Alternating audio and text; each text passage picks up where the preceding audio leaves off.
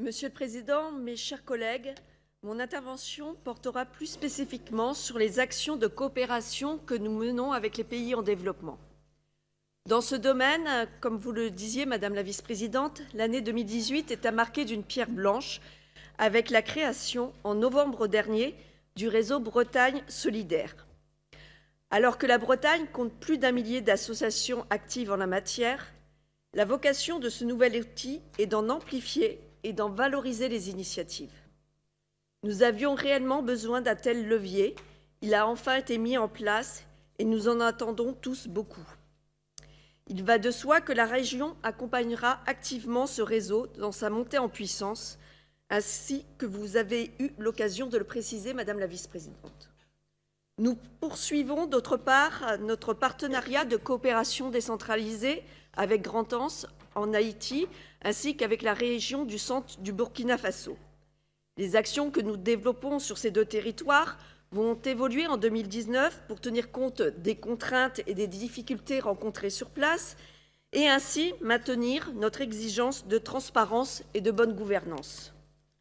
Mais l'objectif reste inchangé. Accompagner de la manière la plus efficace possible les pays en voie de développement dans leurs projets concrets de développement, et ceci dans une logique de coopération.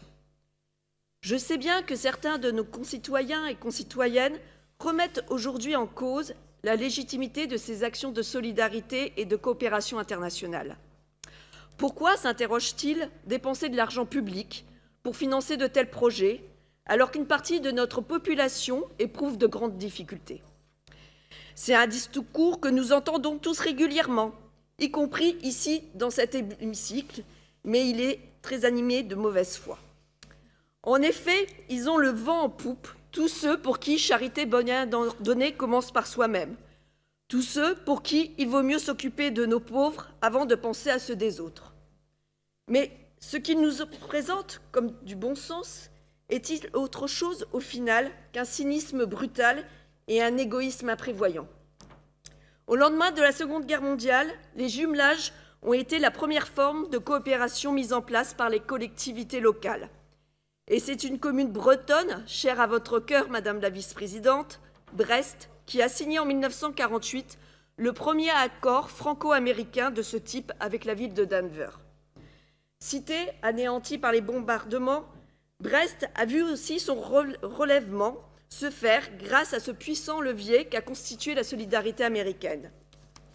J'évoque le cynisme brutal de certains de nos contemporains qui jugent normal que la France ait bénéficié de la solidarité dans le cadre, par exemple, du plan Marshall, mais jugent intolérable aujourd'hui d'avoir à aider en retour.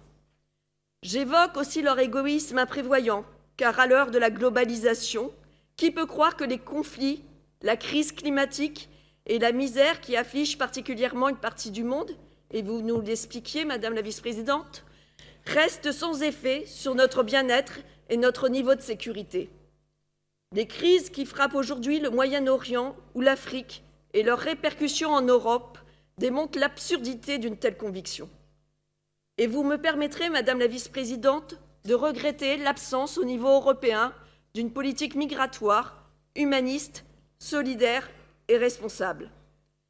C'est donc pour une question élémentaire d'humanisme, mais aussi de responsabilité, que la région Bretagne a souhaité initier une politique ambitieuse de coopération internationale. Cette politique, j'en suis convaincue, est directement en phase avec cette terre où nous avons la chance de vivre. Citoyens et citoyennes du monde, les Bretons et les Bretonnes savent que la tentation de l'isolement est la garantie du déclin. Ils savent qu'aucune oasis de prospérité ne peut se maintenir dans un océan de misère. Ils savent que le malheur est contagieux et qu'on ne s'en préserve soi-même qu'en lui menant une guerre implacable, fût-elle cette guerre à l'autre bout de la planète. Voilà pourquoi la société civile bretonne a toujours été si active dans le domaine des solidarités et des coopérations internationales. Voilà pourquoi, également, le Conseil régional a toujours été si soucieux d'accompagner les acteurs dans leurs projets. Monsieur le Président, Madame la Vice-présidente, cette politique de coopération est de celles qui nous honorent et nous grandissent.